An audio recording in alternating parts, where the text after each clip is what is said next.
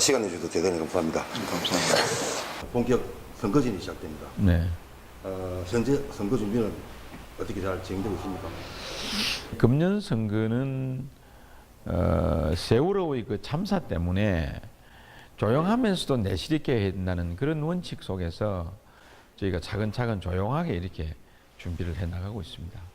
김 후보님은 지난 선거 때 임기 내 공약 26개, 중장기 공약 12개 등 네.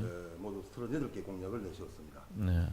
이제 4년이 지난 지금 후보자님이 돌이켜 볼 때 가장 보람된 것 하나 그리고 좀 아쉬웠던 것 자체적으로 이렇게 평가를 내십니다. 제가 누차 말씀드렸습니다마는 제가 취임을 하고서 우리 시의 재정이 워낙 힘들어 가지고 사업을 하기에는 참 어려움이 많았어요. 새로운 사업을 하기에는. 그래서 저는 방향을 어떻든 우리 예산이 덜 들어가는 어떤 사업을 하자. 그래서 민자 유치에 총력을 기울였습니다. 그래서 아시다시피 골프장도 이제 이렇게 곧 착공이 될 테고, 루지도 곧 착공이 될 테고, 호텔도 곧 착공이 될 테고, 또 우리 애조원의 저 신도시도 곧 착공이 되는 이런 순수 민자 사업에 주력을 해왔습니다. 그러다 보니까 이제 제가 추진해 왔던 공약 사업이나 이런 부분이 다소 바람직한 수준까지는 올라가지 않았는데, 다만 중요한 것은 그동안에 우리가 추진해 왔던 대형 어떤 프로젝트, 그런 부분들은 제가 정리를 많이 했습니다. 예를 들면 보류할 거는 보류하고, 뭐 안 될 거는 안 되고, 또 장기적으로 추진할 거는 추진하고, 완급과 경중에 따라서. 그래서 제가 제 임기 때에 통제영이라든지 음악당이라든지 문화원사라든지 박물관이라든지 이런 거는 다 완공을 완전히 끝을 내고, 그 이외에 좀 실현 가능성이 좀 약하고 경제성이 떨어지는 그런 한산도까지 케이블카를 놓는다든지, 무슨 뭐 사랑도를 무슨 판타지 아일랜드로 만든다든지, 그런 것들은 장기 보류 사업으로 이렇게 분류를 했고요. 또 한편으로 이제 그동안에 추진되는 그런 상황은 다음 임기까지 쭉 추진해 나가는 그런 사업으로 분류를 해서 추진을 하고 있습니다. 그래서 저는 뭐 좀 가장 보람됐다, 가장 아쉽다 하는 이런 표현보다는 어떻든 주어진 재원의 범위 내에서 나름대로 제가 임기 내에 공약했던 사항들을 하려고 최선의 노력을 다했고, 그 결과 뭔가 좀 보류될 거는 보류되는 그런 부분이 있었는데, 그 보류되는 사항에 대해서 아마 이런저런 이야기들이 있는 걸로 듣고 있습니다. 이제 개별적인 질문을 좀. 네. 지난해 국제음악회 이제 완공됐습니다. 후보자님은 글로벌하고 고품격의 음악 등을 강조해 왔는데, 혹자는 재정 문제를 많이 걱정하고 있습니다. 네. 어떤 운영 계획을 갖고 계신지 밝혀주십시오. 제가 처음에 취임을 하니까 그 국제음악당에 설계가 돼 있었어요.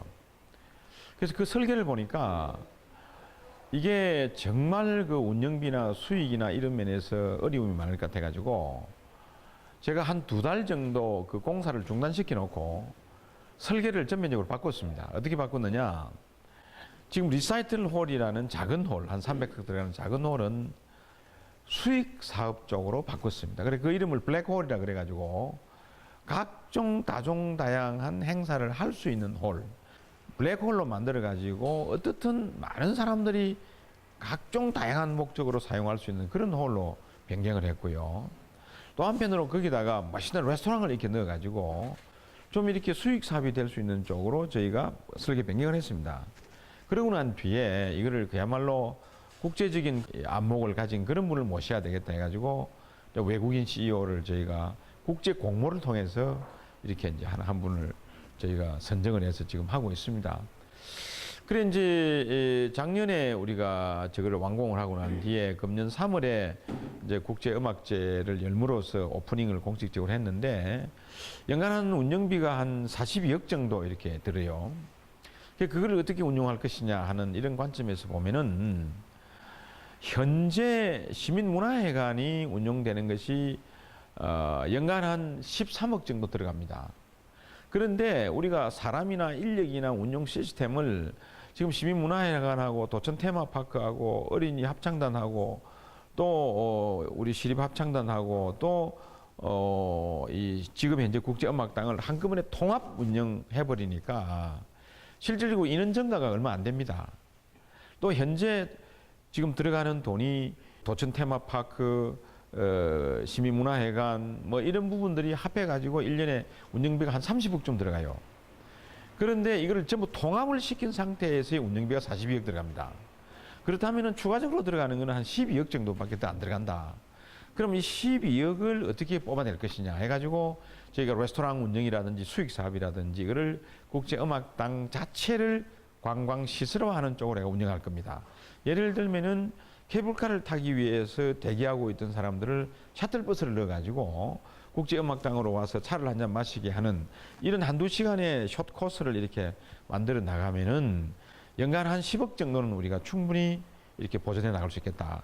그렇다면은 저 큰 홀을 현재 들어가는 말하자면은 시민문화회관과 도천 테마파크를 운영하는 그 운영비 범위 내에서 우리가 할 수 있다 하는 그런 자신을 가지고 있습니다. 그렇게 해서 운영해 나갈 겁니다. 조선업 경기 침체로 지역 경제가 어려운 시했던 건 후보자님도 잘 알고 계시겠지만 그것을 해소하기 위해서 정부에서 고용 촉진 구역 지정이 되었습니다. 그러나 일부 시민들은 이 같은 이 조치로 인해서 사실은 피부에 와닿지 않는다 하는 지적도 많습니다. 후보자님은 시민들의 피부에 와닿는 보다 효율적인 지원 시책이기 때문에 어떤 것이 있겠습니까? 제조업인 경우에는 정부나 공공 쪽에서 해줄 수 있는 부분이 한계가 있습니다. 다시 말하면 기업이라는 것은 즉 조선을 포함해가지고 기업이라는 것은 경영주와 근로자와 기술과 자본 이것이 생산 요소입니다. 그 각 생산 요소들 간에 제 역할을 해줄 때 기업이 살아갑니다.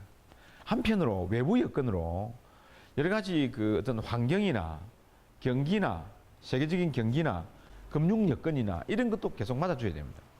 그런데 이 조선이 어려워지게 된 것은 2008년도에 리먼 브라더스가 터지는 바람에 국제 경기가 탁 가라앉았어요. 금융위기가 왔어요. 그러면서부터 조선이 이제 굉장히 어려워졌거든요. 우리나라 사람치고 대통령을 포함해서 저 참 멀리 사는 그 애까지 이 조선업이 잘 되기를 바라지 않는 사람이 누가 있겠습니까? 그러나 안 되는 이유는 바로 그런 본질적인 이유 때문에 그렇습니다. 금융 여건이 안 좋고 해운 경기가 안 좋고 수주가 없기 때문에. 그렇다면은 이거는 어떻게 풀어야 되냐? 그 관계되는 생산 요소들끼리 각자 역할을 다 잘해줘야 됩니다. 경영자는 마케팅을 잘하고 수주를 따고 해야 되고 근로자는 그야말로 양질의 어떤 기술을 제공함으로써 좀 싼 선박을 좋은 선박을 만들어내고 또 금융에서는 원활하게 돈이 공급이 되는 이런 쪽으로 돼야 이 조선이 살아간단 말이에요. 정부가 할 일은 뭐냐? 그렇게 할 수 있는 여건을 만들고 또 그렇게 할 수 있는 공장 지역을 이렇게 만들어주고 또 그렇게 할 수 있는 여러 가지 세제상의 혜택을 주고 하는 이런 정도에 불과합니다. 정책 툴이. 그럼 우리는 뭘 했느냐? 공공 부분에서는 대량 실업이 발생되는 것을 막아줘야 되겠다.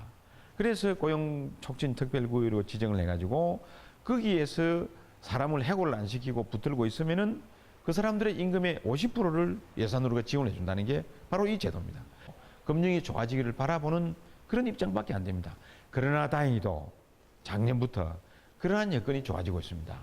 국제 경기가 일어나고 수주가 바닥을 쳤다가 이제 좀 일어나고 있고 국제금융이 좋아지고 있고 그러면서 우리가 대량 해고를 안 시키고 그 근로자들을 붙들고 앉아 있었기 때문에 기업이 필요할 때 이 근로자들이 가서 일을 하게 되고 이렇게 맞아지면서부터 이제 조선 경기가 일어나기 시작하는 거죠. 그래서 금년 하반기부터는 확실히 피부에 느낄 정도로 달라질 겁니다. 지역적인 문제를 물어보겠습니다. 네.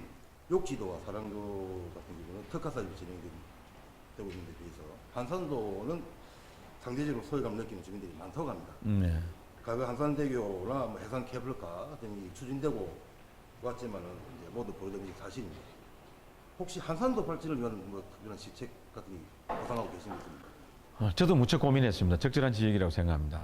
그래서 욕지 같은 데는 이제 관광 모노레일도 이렇게 설치를 하고 사랑도 같은 경우에는 이제 이 등반하는 이 구름다리도 놓고 또 여러 가지 등반대회도 하고 또 약혼도 키우고 해서 상당히 특화 있게 되는데 한산도는 그런 게 좀 적지 않느냐 공감합니다. 그래서 시금치와 땅두릅을 좀 특화물로 해서 이렇게 우리가 계획적으로 재배를 좀 해보려고 그러고 있고 또 사실은 우리의 꿈은 한산 대첩교가 통영서부터 이렇게 한산도까지 나아지는 게 꿈인데 이게 현실적으로 쉽지는 않습니다. 우리가 지속적으로 의지를 가지고 이 일을 위해서 나아가고는 있지만은 지불된 비용에 대해서 산출이 얼마나 나오느냐 이런 비율인데 교통개발연구원에서 이제 그 용역이 끝이 났는데 결과가 별로 바람직스럽지는 못해요. 그리고 저게 너무 돈이 많이 듭니다. 한 5천억 정도 들어가는 대규모 프로젝트입니다. 그래서 조금 용이하지는 않다. 그러나 계속적으로 지속적으로 우리가 추진은 해 나갈 생각입니다. 그래서 이제 생각한데 동자에서 그 여차로 나오는 그쪽에 저희가 연도교를 하나 놔가지고 이쪽 부분을 연결 짓는 그런 부분을 제4차 도시종합 개발 계획에 넣어가지고 추진할 생각입니다. 그래 되면은 뭔가 좀 한산도도 가시적으로 뭔가 좀 나타나지 않겠나 이래 보고 있습니다. 그간의 시정 운영에 사실은 높은 점수를 주는 시민들도 있습니다. 예. 그렇지만 반대로 일부에서는 소통 부재, 불통, 독재, 무소불위 예. 이런 주장도 폐기도 합니다. 예. 이 같은 평가에 대해서 후보자님은 어떻게 생각하면서 또 어떻게 극복해 나가실 것인지. 겸허하게 받아들이겠습니다. 뭐 적절한 지적이라고 생각합니다. 그동안에 제가 이제 관료로서 중앙부처 경제관료로서 쭉 생활을 해 오다 보니까 아마 좀 살갑게 다가가고 시민들에게 그 시책을 좀 알기 쉽게 설명하고 동의를 구하고 하는 이런 부분들이 좀 적었던 것 같아요. 내용을 알고 보면은 사실 별건 아닌데 우리가 그런 시책을 하면서 충분한 설명과 소통이 부족했다 이렇게 생각합니다. 그게 예를 들어서 우리가 왜 그래 됐냐면은 환승기관을 공용버스, 시내버스의 환승 시간을 30분에서 1시간 늘려주고 또 중림터미널의 버스터미널에 우리 시내버스가 가는 막차 시간을 10시 반에서 11시로 늦춰줬어요. 그러니까 택시 업계에서는 우리 손님이 버스로 뺏겼다. 이렇게 이제 생각하는데 그거를 가만 분석을 해보니까 꼭 그렇지가 않습니다. 우리가 쭉 조사를 해보니까 그렇게 함으로써 하루에 택시를 타고자 했던 사람들이 버스로 가는 경우가 8.8명이었어요. 우리가 한 일주일 동안 직접 조사를 했습니다. 그런데 이제 그 사람들이 태우는 사람이 뭐 하루에 뭐 몇십 명 되지 않겠습니까? 전체 다 따져서 361대가 지금 현재 개인 택시 되고 법인 택시까지 합하면은 한 450대쯤 될 겁니다.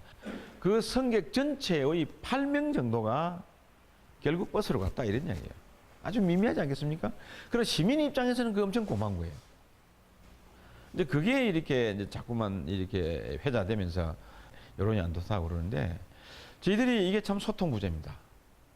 이걸 잘 설명을 하고 이해를 구했다고 그러면은 이런 문제가 없을 텐데 하는 그런 생각을 가지면서 제가 한 번 더 이렇게 시정을 볼 수 있는 기회가 주어지면은 이런 점에 주안점을 둬서 시민하고 소통하고 또 이해를 구하고 또 이해를 못 구할 것은 그분들에게 설득할 건 설득하고 설득이 안 되면 또 우리 시책을 거둬들이고 하는 이러한 피드백 시스템을 좀 더 강화를 하겠습니다. 조금 민감한 질문을 드리겠습니다. 네네. 지난 과거에 또다시 선거법 위반 네. 문제가 네. 나왔습니다. 네. 지금 조사가 진행 중인 걸로 압니다. 네. 이에 대해서 시민들도 많이 궁금해할 겁니다. 네네. 이 문제에 대해서 후보자님 입장 네. 이렇게 듣고 싶습니다.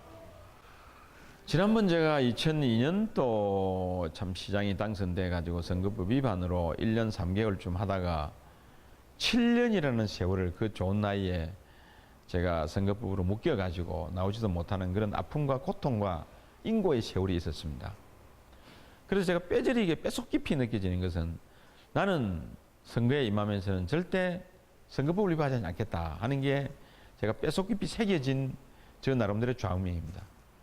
근데 이 사건이 정말로 묘하게도 케이블카 티켓 2장 부산서 온 지인에게 줌으로서부터 이 문제가 시작이 됐어요. 참 안타깝게 생각합니다. 뭐 어떤 식으로 제가 보여서 그렇게 됐는지 모르겠습니다만은 안타깝게 생각하면서 그것은 막 거의 그 부분은 해결의 그 단계를 밟고 있습니다. 그런데 또다시 제가 아는 어떤 저 지지하는 어떤 분이 모 기자에게 뭐 돈 봉투를 줬다 하는 이런 이야기를 듣고 저도 참 깜짝 놀랐습니다. 그런데 사실은 이 문제의 본질은 저하고는 아무 관계가 없는 일이고 또 우리 캠프하고도 아무 관계가 없고 그저 지지자가 막 이런 게 논란이 되고 하니까 막 이거를 좀 좋게 해보려고 하는 그런 충정에서 벌어진 일이 아닌가 이렇게 생각하면서 아마 이 부분은 사법기관에서 잘 살펴서 이를 처리하리라 생각하고 우리로서도 그러한 사법기관의 조사에 성실히 응할 것이고 또 그 관련된 인사들에게도 절대 회피하지 말고 이렇게 성실하게 임해라 이렇게 제가 말씀드릴 예정이고 다만 하나 송구스러운 것은 그런 주변 인사들의 관리에 제가 좀 불철저했던 게 아닌가 하는 그런 면에서 시민 여러분에게 심려를 끼쳐서 송구하게 생각합니다. 네, 잘 듣습니다. 이번 선거에서는 이제 김동진만의 색깔이나 향치를 시정에 접목해서 꼭 해보고 싶다 하고 여러 차례 말씀을 하신 줄 들었습니다. 네. 만약에 재선에 성공하신다면은 네. 김동진만의 색깔과 향치를 느낄 수 있는 사업이 과연 무엇인가? 네. 그리고 또 최우선적으로 추진하고 싶은 사업 이것도 함께 좀 설명해 주십시오. 네, 알겠습니다. 제가 개소식을 할 때 말씀을 드렸습니다만 한 5가지로 요약이 될 수 있는데 오늘 3가지만 말씀드리겠습니다. 첫 번째는 이제 뭐니 해도 경제가 살아야 모든 게 살아갑니다. 그래서 경제를 살리기 위해서 우리 조선 경기를 좀 활성화하는데 제가 앞장설 것이고 더불어서 안전공단이 이제 본격적으로 개발될 겁니다. 그 안전공단을 그야말로 우리 조선 클러스터로 이렇게 만들어서 제대로 공업단지를 만들어 나갈 생각입니다. 둘째는 우리 관광이 이제는 한 단계 업그레이드 해야 됩니다. 그래서 이 업그레이드 되려면은 골프장도 있어야 되고 호텔도 있어야 되고 여러 가지 고품격의 어떤 관광 시설이 있어야 됩니다. 지금 우리 통영 관광이 최대치입니다. 지금 이상 더 늘어날 가능성은 별로 없고 오히려 경쟁 지자체나 이런 데서 케이블카도 만들고 관광 시설을 만들므로써 우리가 갖고 있는 관광객이 오히려 뺏길 가능성이 많고 국내 관광 시장이 한계에 왔다 이런 이야기입니다. 관광 시설을 보완해야 됩니다. 케이블카 외의 다른 시설이 있어야 된다.